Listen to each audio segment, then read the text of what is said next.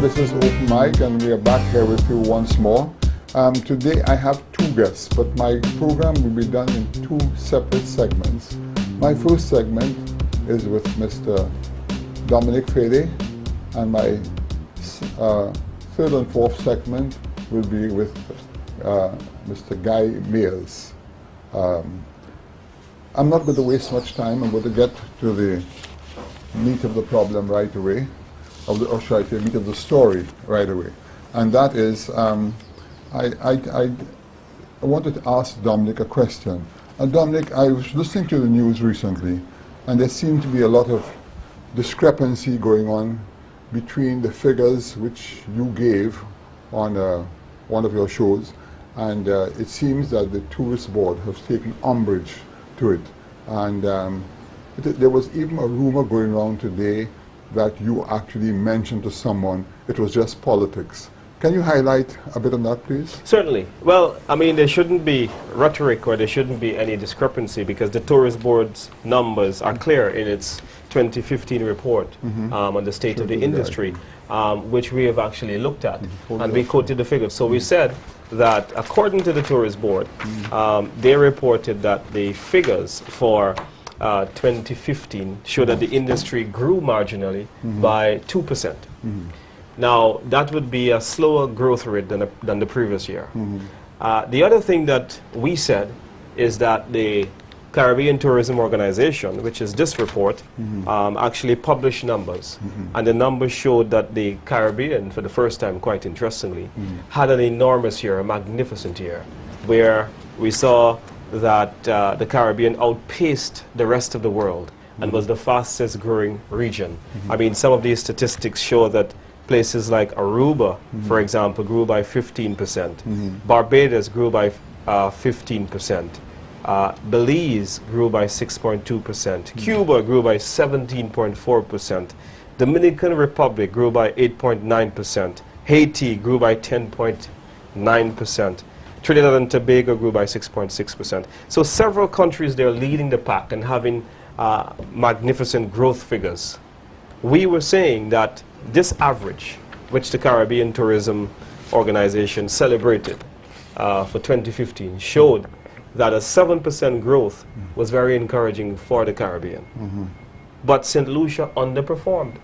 If you have a shopping mall and your competitors grew by 7% and your mall's revenue only grew by 2%, then something is wrong with your business model. And you've got to look at your business model. This is all we're saying. Now, what makes it so in that more... it was more like constructive criticism rather than criticism. There you go. And what makes it even more worrisome is when we looked at the figures for January 2016, which is one of the best months in the tourism arrival numbers, usually, traditionally, because you're in the peak of the winter season, we see that there is a minus 0.28, which suggested that the industry, when compared to the same period last year, declined by almost 3%.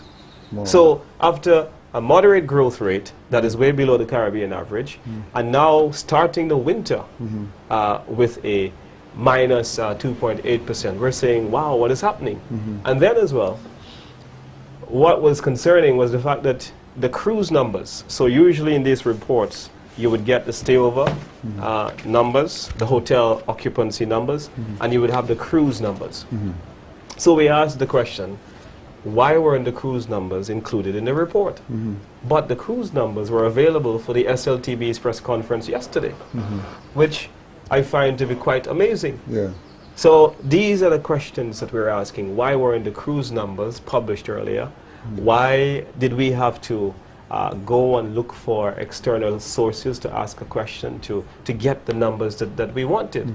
When we tapped into our regional contacts up in Florida, and we asked what the numbers were like, we saw that some cruise lines were declining their cruise schedules to St. Lucia by as much as 56%. Now, the average with the cruise calls is projected, that's the FCCA, which is the greatest percentage of cruise lines which come to St. Lucia, it makes up the bulk of the cruise stock, showed that there was going to be a 20% for FCCA cruise lines, which paints a very bad picture for the year 2016. And all I'm talking about are the numbers. So if I am wrong, I am quoting the tourist board figures. Right. I didn't make up the fact that the industry in January declined by 2.8%, and there was an average of growth last year of only 2%, which is way below the Caribbean. And we should be doing better if our neighbors are doing well. Barbados, just next door, 15% growth. Yeah. They're in the same geographical well, I can tell you location as for a ours. fact, because I was in Barbados last week, and I talked to the tourism people there, and they indicated that the North American traffic went up 18%.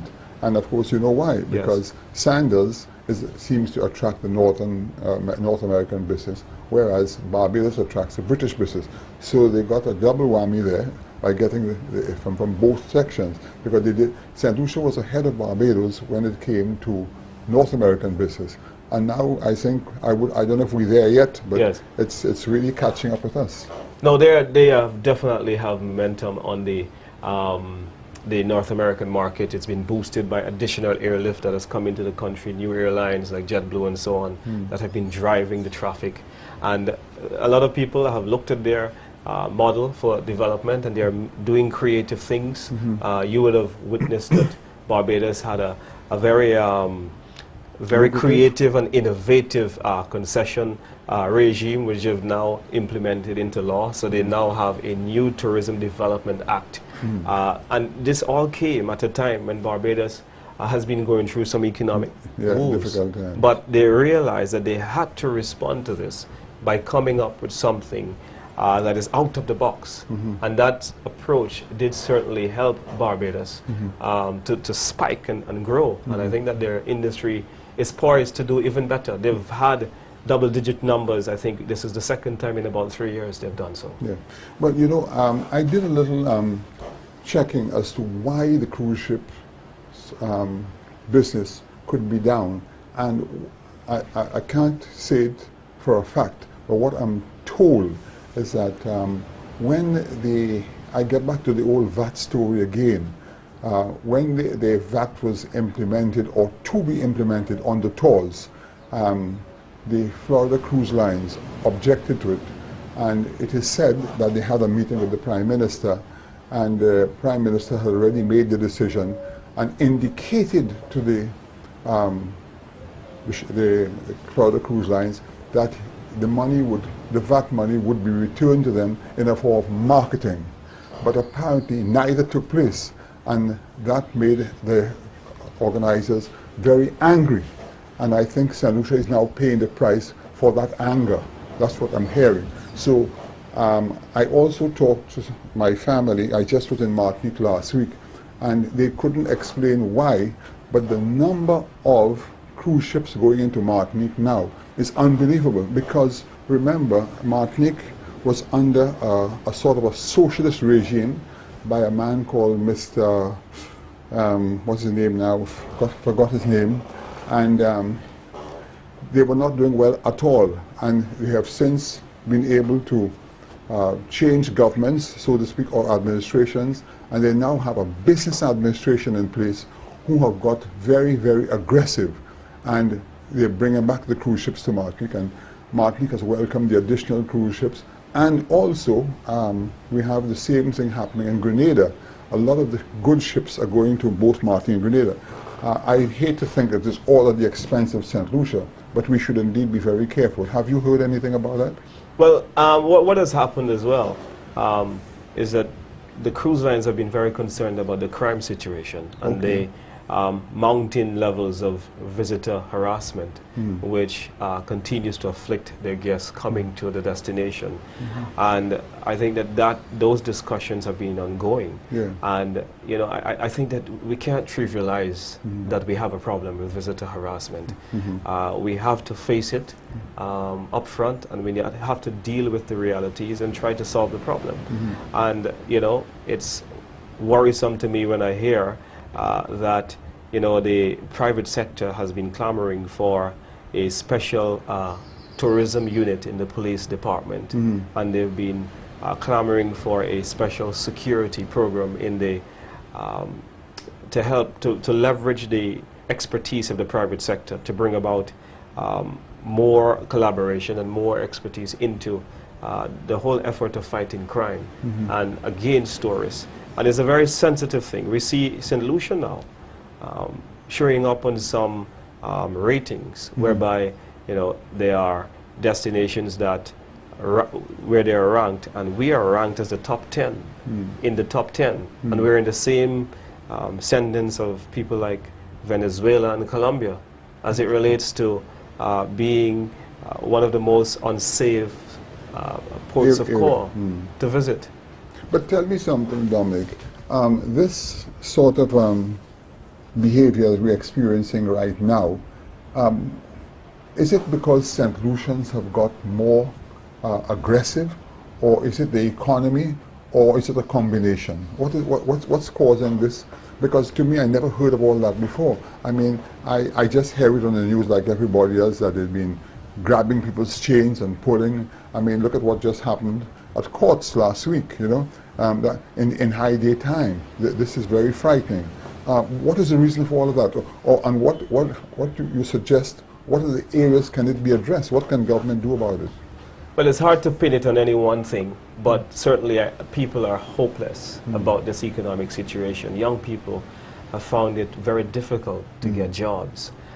Even some people who are working don't get enough days of work. I've met people on the campaign trail who have said to me that they're housekeepers and, you know, they are on rotation, not enough work in the tourism sector that they work in, because those hotels, because of bad occupancy, have had to put staff on rotation. Other businesses, they've had to put staff on rotation as well. And I think for the young minds, young people tend to want things now, and there's this culture of instant gratification. And when they don't get it, I think that they become very frustrated and they try to get it by any means necessary. Unfortunately, not only are our tourists to the island a prey, but we are as well.